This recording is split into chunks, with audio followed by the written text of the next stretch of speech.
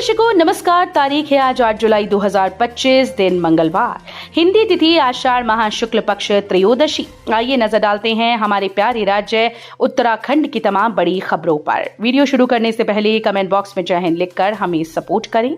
तो चलिए शुरू करते हैं। मुख्यमंत्री स्वरोजगार योजना के लिए ऑनलाइन आवेदन प्रक्रिया शुरू, जानिए जानकारी। मुख्यमंत्री स्वरोजगार योजना 2.0 के लिए उद्योग विभाग ने ऑनलाइन आवेदन की प्रक्रिया शुरू कर दी है। प्रदेश सरकार ने चालू वित्तीय वर्ष में इस योजना से 10,000 लोगों को रोजगार उपलब्ध कराने का लक्ष्य रखा। बीते माह प्रदेश सरकार ने मुख्यमंत्री स्वरोजगार योजना व मुख्यमंत्री स्वरोजगार योजना अति सूक्ष्म योजना को मर्ज कर मुख्यमंत्री स्वरोजगार योजना 2.0 लागू की। ये योजना 2030 तक प्रभावी रहेगी। योजना के तहत विनिर्माण क्षेत्र में परियोजना लागत 25 लाख, सेवा क्षेत्र के लिए 10 लाख व अन्य सूक्ष्म व्यवसाय के परियोजना लागत 2 लाख तक निर्धारित की है।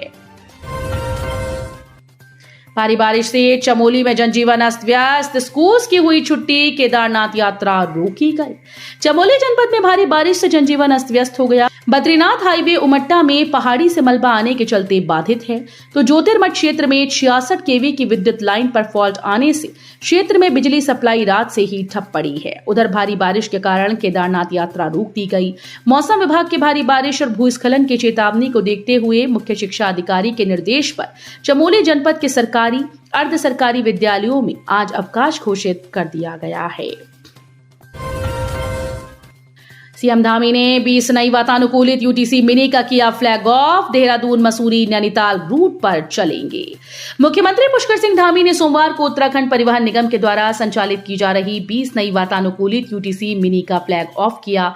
इनमें से 10 टेम्पो ट्रैवलर वाहन देहरादून, मसूरी और 10 टेम्पो ट्रैवलर वाहन हल्द्वानी, नैनीताल रूट पर चलेंगे। इससे नैनीताल, हल्द्वानी और देहरादून, मसूरी के बीच जाम की समस्या में कमी आएगी। मुख्यमंत्री ने कहा कि ये पहल अगर सफल रही तो इस तरह की सेवाओं की संख्या और भी बढ़ाई जाएगी। राज्य के 6 राजनीतिक दलों को चुनाव आयोग का नोटिस, 15 दिन में देना होगा जवाब। भारत निर्वाचन आयोग ने उत्तराखंड में बीते 6 साल से निष्क्रिय 6 पंजीकृत राजनीतिक दलों को कारण बताओ नोटिस जारी कर दिया। ये सभी वे दल हैं जिन्होंने वर्ष 2019 से अब तक 6 वर्षों में एक भी चुनाव में प्रतिभाग नहीं किया और जिनके कार्यालयों का कोई भौतिक पता भी नहीं मिल पाया। दलों को इस नोटिस का जवाब 21 जुलाई शाम 5 बजे तक कर दिया गया है। जबरन धर्मांतरण व डेमोग्राफिक चेंज पर जन सहयोग भी जरूरी, सामूहिक संवाद में बोले सीएम धामी। मुख्यमंत्री पुष्कर सिंह धामी ने कहा, जबरन धर्मांतरण और डेमोग्राफिक चेंज पर जन सहयोग और कानूनी रूप से शिकायत के लिए जन जागरूकता जरूरी है। उन्होंने ये बात गढ़ी कैंट में आयोजित विकासखंड उत्तराखंड 2047 सामूहिक संवाद पूर्व सैनिकों के साथ कार्यक्रम में कही। उन्होंने कहा कि सरकार ने सख्त दंगा विरोधी कानून लागू किया, साथ ही भूमि अतिक्रमण के खिलाफ कड़ी कार्रवाई व यूसीसी जैसा साहसिक कदम उठाया, लेकिन सरकार के इन साहसिक प्रयासों के प्रभावी क्रियान्वयन के लिए व्यापक जन सहयोग की अपेक्षा है। उत्पादन व रोजगार के आधार पर प्रोत्साहन देने की बनेगी नीति, उद्योग विभाग तैयार कर रहा प्रस्ताव। प्रदेश में स्थापित सूक्ष्म, लघु और मध्यम उद्योग को उत्पादन व रोजगार के आधार पर विशेष प्रोत्साहन देने की तैयारी चल रही है। इसके लिए उद्योग विभाग की ओर से प्रोत्साहन नीति का प्रस्ताव तैयार किया जा रहा है। राज्य की अर्थव्यवस्था में तेजी लाने व रोजगार के नए अवसर सृजित करने के लिए सरकार औद्योगिक नीतियों में संशोधन कर प्रोत्साहन बना रही है।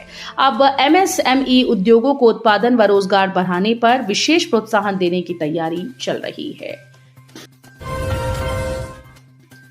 बुढ़ाधार के 85 परिवारों के लिए भारी बरसात की हर रात, यहां हर साल आपदा जैसे हालात, मकानों में दरारें। पहाड़ के कई इलाकों में बारिश का हर सीजन परेशानियों का नया एपिसोड लेकर आता है। भैंसिया छाना ब्लॉक के बूढ़ाधार तोक के 85 परिवारों की कहानी बहुत डरावनी है। इनके जीवन में पिछले 14 वर्षों से एक ऐसी थ्रिलर फिल्म चल रही है जिसका हर मोड़ सांसें रोक देता है। हर रात की बारिश उनके सामने जीवन मरण का प्रश्न खड़ा कर देती है। बुढ़ाधार तोक के 85 परिवार 14 सालों से आपदा का दंश झेल रहे हैं। कहानी में अंतहीन मुश्किलों का दौर तक शुरू हुआ जब वर्ष 2010 में बेतहाशा बारिश के बीच बुढ़ाधार तोक में भूस्खलन से 10 से अधिक मकानों की छत और दीवारों में दरारें पड़ गईं। निवेश के नाम पर की 1.85 करोड़ की ठगी, आरोपी दिल्ली से गिरफ्तार, अल्मोड़ा पुलिस की बड़ी कार्रवाई। उत्तराखंड की अल्मोड़ा पुलिस ने फार्मा कंपनी में निवेश के नाम पर 1.85 करोड़ की ठगी करने वाले आरोपी को दिल्ली से गिरफ्तार कर रविवार को अल्मोड़ा लाया गया। अल्मोड़ा के वरिष्ठ पुलिस अधीक्षक ने इस मामले का खुलासा किया। पुलिस से मिली जानकारी के मुताबिक आरोपी विपिन चमोली निवासी जुगड़गांव टिहरी गढ़वाल का निवासी है। उस पर दक्षिणपुरी अंबेडकर नगर दक्षिण दिल्ली में फार्मा कंपनी में निवेश के नाम पर 8 लोगों से लगभग 1.85 करोड़ रुपए की धोखाधड़ी का आरोप है। कुलपति को लेकर गुरुकुल विश्वविद्यालय में विरोध प्रदर्शन, 2 गुट आमने सामने, भारी पुलिस बल तैनात। गुरुकुल कांग्रेस विश्वविद्यालय में सभाओं की ओर से प्रभात सेंगर को कुलपति बनाए जाने पर कर्मचारी विरोध में उतर आए। समविवी में इस दौरान भारी पुलिस बल तैनात रहा। कर्मचारी कुलपति कार्यालय के बाहर डटे रहे। एसडीएम जितेंद्र कुमार ने जबरन ताला खोलकर नवनियुक्त कुलपति को कब्जा दिलाया। वहीं कर्मचारी अभी भी कुलपति कार्यालय के बाहर डटे हैं और विरोध कर रहे हैं। बरसात ने रोके सैलानियों के कदम, कारोबारी मायूस, व्यापारी बोले अब अक्टूबर महीने से उम्मीद। बरसात शुरू होते ही सैलानियों की आवाजाही कम होने से पर्वतीय क्षेत्रों में पर्यटन कारोबार भी हल्का हो गया। रविवार को भीमताल, नौकुचिया ताल, भवाली, कैंचीधाम, मुक्तेश्वर और रामगढ़ में सैलानियों की चहल पहल बहुत कम रही। इसके चलते पर्यटन कारोबारी भी मायूस दिखे। कैंचीधाम में अन्य दिनों की अपेक्षा श्रद्धालुओं की संख्या कम दिखी। कारोबारियों ने बताया कि बरसात शुरू होने और स्कूल खुलने से भी सैलानी पहाड़ की ओर घूमने कम पहुंच रहे हैं। ढाबे पर प्याज लहसुन परोसने पर कांवड़ियों ने किया हंगामा, पुलिस ने बमुश्किल संभाली स्थिति। हरिद्वार से गंगा जल लेकर लौट रहे कांवड़ियों ने नारसन बॉर्डर स्थित ढाबे पर खाने में प्याज लहसुन का इस्तेमाल किए जाने पर हंगामा कर दिया। पहले ढाबा संचालक और कांवड़ियों में बहस हुई, इसके बाद हंगामा हो गया। सोमवार को दोपहर करीब 2 बजे कांवड़ियों का एक जत्था हरिद्वार से जल लेकर राष्ट्रीय राजमार्ग से होता हुआ आगे बढ़ रहा था। कांवड़िये नारसन बॉर्डर पर स्थित एक ढाबे पर खाने के लिए रुके। इस दौरान खाने में प्याज और लहसुन का प्रयोग होते देख कांवड़ियों ने इसका विरोध किया। इस बात को लेकर ढाबा संचालक और कांवड़ियों के बीच तीखी बहस हो गई। कुछ देर में हंगामा हो गया। सूचना मिलते ही पुलिस मौके पर पहुंची और कांवड़ियों को शांत कराया। योग प्रशिक्षकों के 117 स्थायी पदों पर भर्ती प्रक्रिया शुरू, आउटसोर्स के माध्यम से होगी तैनाती। राजकीय महाविद्यालयों में योग प्रशिक्षकों के 117 स्थायी पदों पर भर्ती प्रक्रिया शुरू कर दी गई। 1 से 8 अगस्त के बीच अभ्यर्थियों के साक्षात्कार होंगे। इसके बाद 11 अगस्त से चयनित अभ्यर्थियों को महाविद्यालय में तैनाती मिलेगी। उच्च शिक्षा मंत्री डॉक्टर धन सिंह रावत के मुताबिक योग प्रशिक्षकों के मेरिट के आधार पर साक्षात्कार होंगे। उन्हें इसके लिए बुलाए जाने के लिए समय सारणी तय कर दी गई।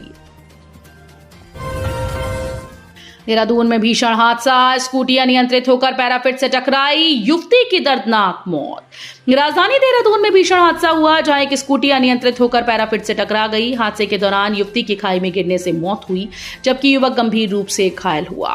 मिली जानकारी के मुताबिक यह हादसा मसूरी देहरादून मार्ग पर गज्जी बैंड के पास हुआ। पुरोला से देहरादून आ रही एक स्कूटी अनियंत्रित होकर पैराफिट से टकरा गई। हादसे के दौरान स्कूटी पर सवार युवती खाई में गिर गई, जबकि युवक सड़क पर गिर गया। कोचिंग के लिए जा रही थी छात्रा, 2 युवकों ने बीच रास्ते में रोका और कर डाली ये गंदी हरकत। उत्तराखंड के हरिद्वार से शर्मनाक मामला सामने आया, जहां गांव से कोचिंग के लिए जा रही छात्रा के साथ 2 युवकों ने छेड़खानी की। पीड़िता के पिता ने दोनों के खिलाफ पुलिस में तहरीर दी। मिली जानकारी के मुताबिक ये मामला पथरी थाना क्षेत्र में एक गांव का है, जहां से एक छात्रा कोचिंग के लिए सुल्तानपुर जा रही थी। इसी बीच गांव के 2 युवकों ने उसे रास्ते में जबरन रोका और गंदी हरकतें की। इस दौरान गांव का ही एक अन्य लड़का वहां से गुजर रहा था। लड़की के शोर शराबे की आवाज सुनकर वो मदद के लिए आगे आया। युवकों ने उसके साथ भी गाली गलौज की और मारपीट की। घटना के बारे में किसी को बताने पर जान से मारने की धमकी दी। तो ये थी उत्तराखंड की बड़ी खबरें। हम मिलेंगे अगले बुलेटिन में, तब तक के लिए धन्यवाद।